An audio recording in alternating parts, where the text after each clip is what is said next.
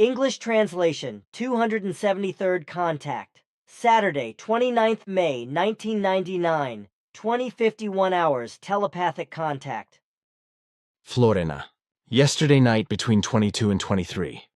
Year 0 hours. Silvano and I saw a white-yellow shining object moving from west to east over the center at a low altitude, whereupon I called Natan, Andreas, Freddie, and Patrick, who were talking in the kitchen. They all hurried quickly to the front of the house, and of course saw the object, which moved very slowly and noiselessly, and then disappeared high over the trees on the eastern hilltop. I think we could observe the whole thing for about 2 minutes. Do you know anything about it? Do you have any records of such an object? I can give you some information about that. For my part, I was absent at the time, so a man named Taron, which means the fighter, took my place. For the first time on Earth, he was curious about your center, so he wanted to take a look at it. So last night at 22:43 hours, he flew over your area and your buildings at an altitude of 4,060 meters, so at a low altitude, as you already mentioned. The overflight speed was about 52 kilometers per hour, as I can see from our notes here. Thank you very much. That is it, then. If you like it, I would like to visit you tonight and give you a surprise. The night is very mild and moonlit, which is why I want to meet you outside. Where do you think this can happen? I would be very comfortable at the hiker's resting place. Then I would not have to walk too far. Do you know where that is? Of course. Expect me there at 23:58 hours. I will. Until then. Saturday, the 29th of May, 1999, 23:49 hours. Ah, you brought company. But do you not think that it is a bit dangerous to park your ship here in the parking lot? Maybe somebody will come by at this time. If someone should come unexpectedly, then the automatic switch of the flying apparatus turns on the sight protection. Therefore, it cannot be seen then. For this purpose, a safety screen is in function. Yes, I have brought visitors for you. My surprise that I have announced to you. This man here is Taron, whom I have already telepathically told you about. He would like to make your acquaintance as much as Zafanat Panech here, who wanted to visit you for a long time, but did not dare. My first UFO, that is to say beamship sighting by Patrick Chenot, Switzerland. In the late evening of the 28th of May, 1999, a few people and I were sitting at the big table in the kitchen of the Sim Yaase Silver Star Center, chatting about the current events of the day. The clock hand slipped just past 22. 40 hours when Billy said goodbye to us and left the kitchen due to various work still to be done, but only to reappear shortly afterwards and call out to us to come outside immediately because Silvano Lehmann and he had spotted something in the night sky. Billy's command made all of us, namely Freddie Kropf, Nathan Brand, Andreas Schubiger, and me, Patrick Chenot, rush out immediately. Outside, Silvano and Billy pointed with outstretched hands to the moonlit sky, where we all immediately saw the large, white-yellow light just passing over the center, which corresponded roughly to the size of Venus, the evening star, in the later evening sky when it shines brightly and clearly, as was also the case at that moment with Mercury, which was still radiant in the western night sky. It was a balmy, windless and calm night, and the moon, waxing in its last phase, sent its bright light out over the whole landscape, although for us it was only just visible through the foliage of the trees standing to our right.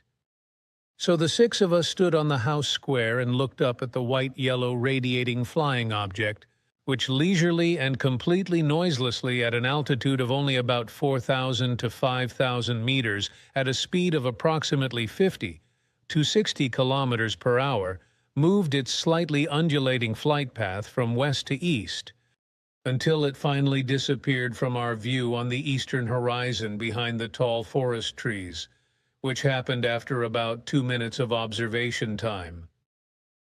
This impressive experience naturally fueled our curiosity, which is why we attentively searched the night sky for other flying objects.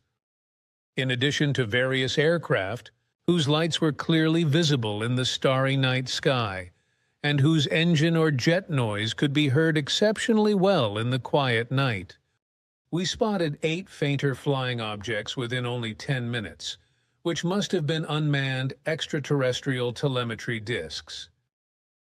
It is estimated that these luminous objects flew at an altitude of 20 to 40 kilometers, with constant light and complete silence. Some of the trajectories were wavy or zigzag, and they were certainly not terrestrial aircraft or satellites.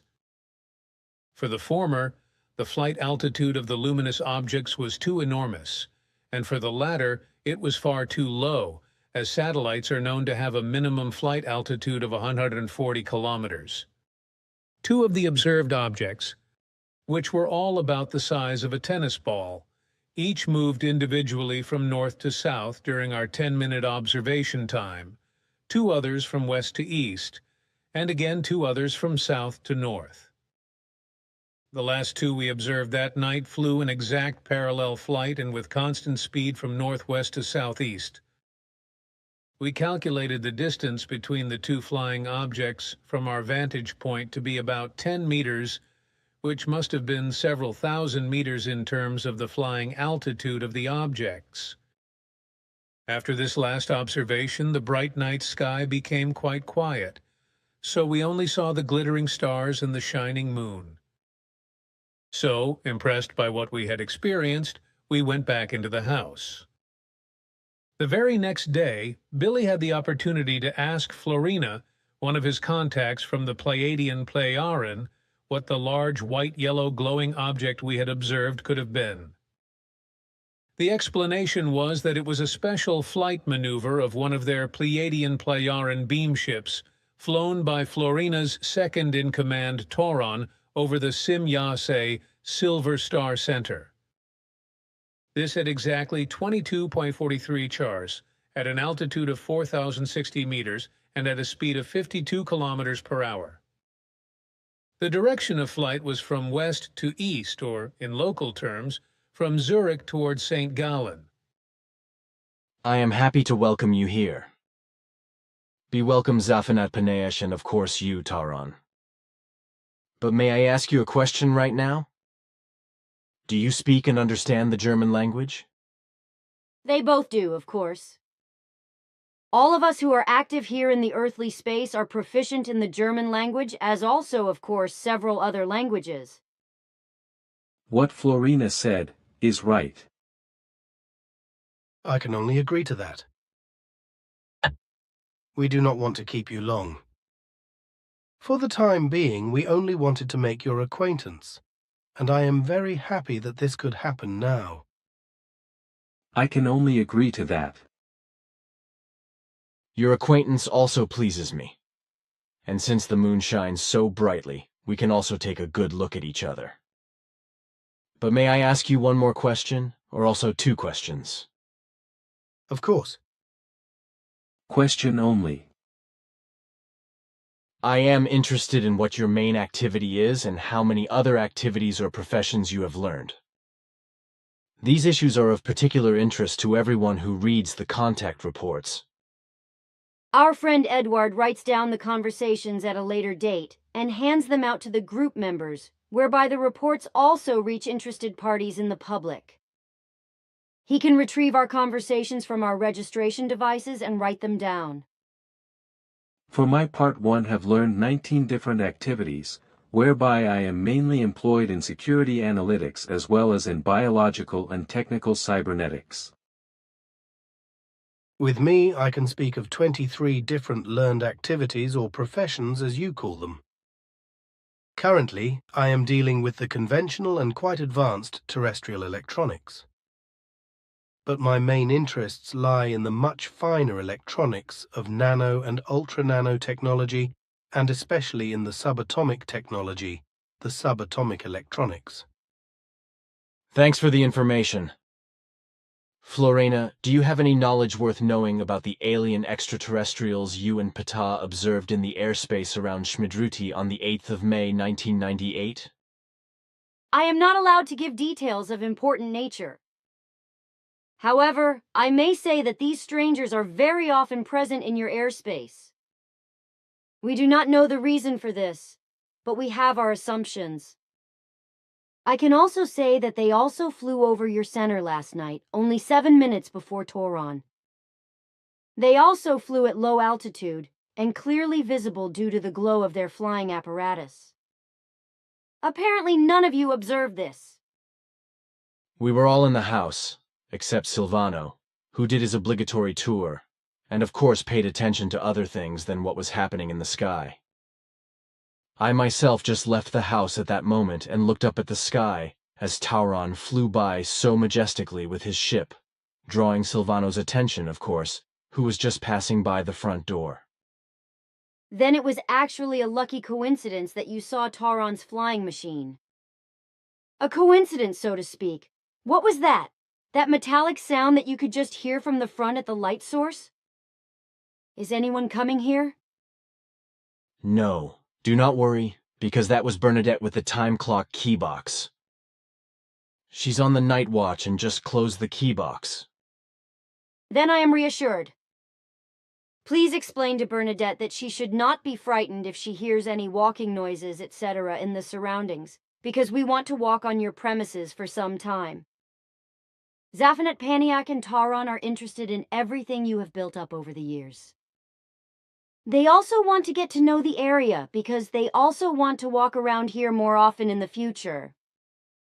We really want to do this, if you and the group members allow us to do so. That is not a question. Of course the whole area is open to you, even the buildings if you like, and I am thinking especially of my office. You think that is really possible? Of course. He really means it. I will teach you both all things and explain everything. Well, then I want to go back to the house, and you can take your walk. Bye and Salome all. Hopefully I will see you again, Tauron and Zaphanet Penich. That may very well be possible. Goodbye. That will certainly be the case with me, too.